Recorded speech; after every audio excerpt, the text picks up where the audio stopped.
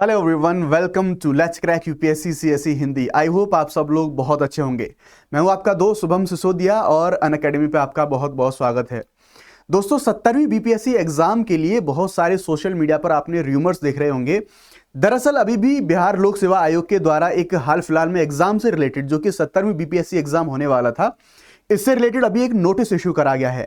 क्या इस नोटिस में बताया गया है और इस नोटिस के अकॉर्डिंगली जो एग्जाम की, जो प्रीलिम्स का एग्जाम होने वाला था, उसकी जो डेट होने वाली थी, उसके रिगार्डिंग, उसके कॉन्टेक्स्ट में आपके एग्जाम की स्ट्रेटेजी क्या होनी चाहिए, क्या महत्वपूर्ण घोषणा करी गई है बीपीएससी आयोग के द्वारा, इसके बारे में हम बात करने वाले हैं। जो एग्जाम पोस्टपोन को लेकर जो न्यूज चल रही थी, उन न्यूज के बारे में क्या बीपीएससी आयोग के द्वारा बोला गया है, क्या उनके द्वारा चेंजेस करने की बात करी गई है, उनके बारे में हम बात करने वाले हैं।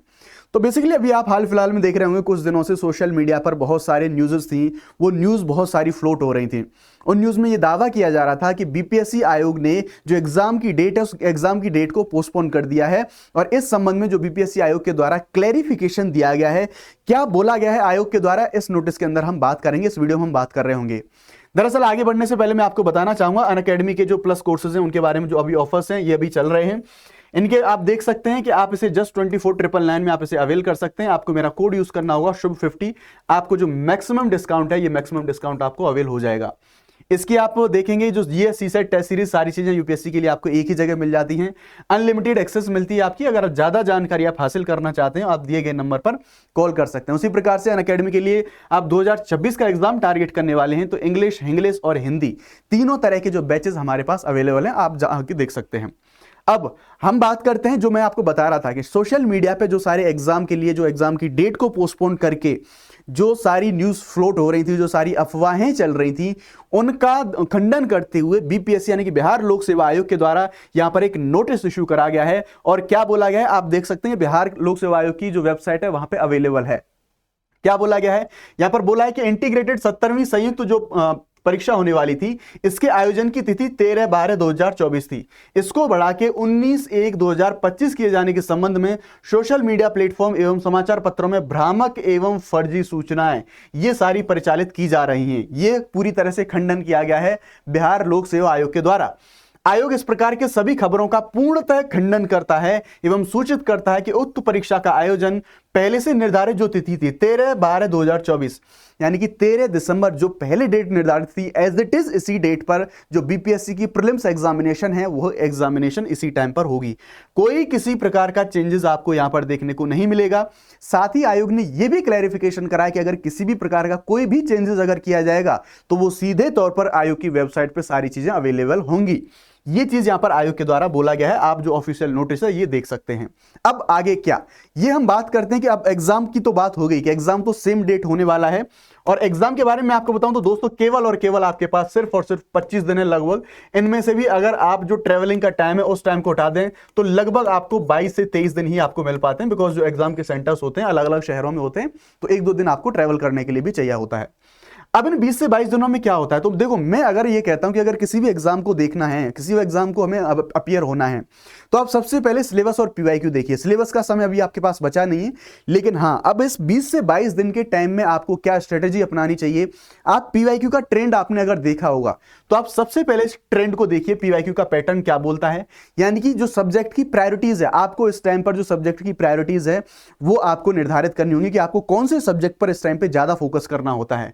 तो जो मेरी एनालिसिस कहती है वो ये है कि जब आप बीपीएससी के पीवाईक्यू देखेंगे, तो आपको कुछ 2 से 3 जो सब्जेक्ट हैं उनको आपको प्रायोरिटाइज करना होगा, उन पर आपको ज्यादा फोकस करना होगा। जैसे सबसे ज्यादा जो एग्जांपल में जो तौर पे बात करें, तो जो क्वेश्चन आते हैं वो आपको हिस्ट्री से देखने को मिलते हैं, आपको करंट से देखने को मिलते हैं, और उसके बाद आप जो बिहार स्पेशल है, यानी कि बिहार का जो स्पेशली जो जीके के बारे में हम बात करते हैं, तो मुझे लगता है कि सबसे ज्यादा आपको इन टॉपिक्स पर ध्यान देना चाहिए। उसके बाद बाद में अगर आप प्रायोरिटाइज करेंगे, तो हाँ, इनमें एक सब्जेक्ट और है साइंस से भी अच्छे खासे क्वेश्चन पूछे जाते हैं। साइंस में भी अगर आप देखेंगे तो बायोलॉजी से सबसे ज्यादा क्वेश्चन पूछे जाते हैं, लेकिन ओवरऑल साइंस से भी आपको क्वेश्चन देखने को मिलेंगे। और उसके बाद आप बिहार जीके, इस तरह से आपकी ये प्रायोरिटी होनी चाहिए कि आपको कौन कौन से जो सब्जेक्ट है इन पे ज्यादा फोकस करना है, जहां से कि ज्यादा क्वेश्चन पूछे जा रहे हैं। मैं आपको ये भी दिखाऊंगा बीपीएससी ने किस तरह से जो पैटर्न है वो चेंज किया क्वेश्चन पूछने में।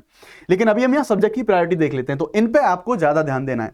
बात अगर हम करें यहां पर सबसे पहले बात आती है करंट अफेयर की। तो अब तक हिस्ट्री साइंस बिहार जी के आपने जो पढ़ा है वो रिवाइज करेंगे आप सिर्फ, लेकिन करंट के बारे में आपको बात करूं तो बीपीएससी एग्जाम के लिए स्पीडी जो मैगजीन है, जो ईयरली कंपाइलेशन है वो आता है। इसके साथ साथ आपको ये 1+ यानी कि एक और मैगजीन है, आप इसको प्रेफर करेंगे। आप किसी एक मैगजीन के भरोसे ना रहें, बिकॉज एक मैगजीन से सारे करंट के क्वेश्चन कवर नहीं होते हैं। तो स्पीडी के साथ साथ जो अन्य आपके जो एक और कोई मैगजीन है उसको आप जरूर से जरूर कवर करें, बिकॉज करंट के क्वेश्चन की जो रेंज होती है वो बहुत ज्यादा वास्ट रेंज होती है बीपीएससी एग्जामिनेशन में।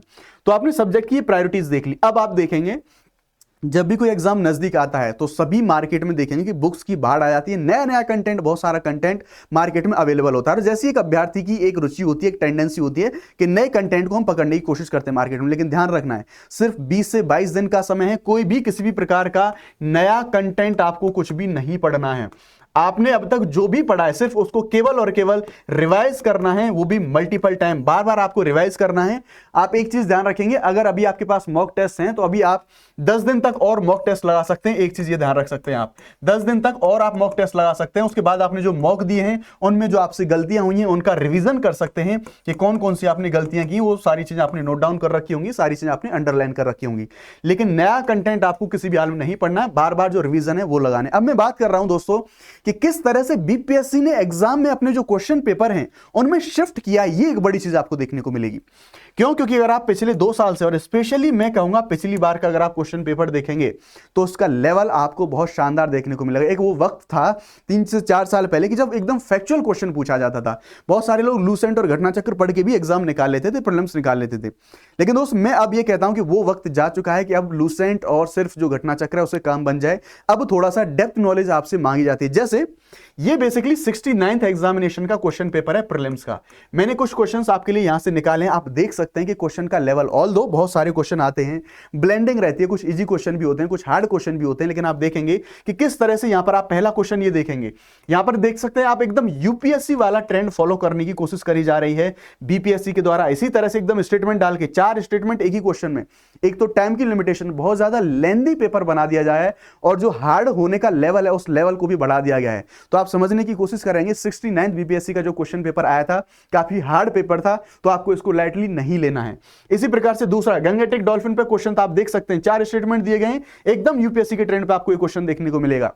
उसी प्रकार आप यहां देख सकते हैं, यहां पर साइंस से रिलेटेड क्वेश्चन था, यहां आप देखेंगे कि किस तरह से एक हार्ड लेवल का क्वेश्चन आपको यहां पर देख सकते हैं, जिस तरह से यूपीएससी में क्वेश्चन पूछे जाते हैं। लेकिन जैसा मैंने आपको बताया कि अगर आप 3 से 4 साल पहले की अगर बात करेंगे तो ये आपको क्वेश्चन पेपर देखने को मिलेगा 65वीं बीपीएससी परीक्षा, जो कि 2019 में आपको देखने को मिलती है।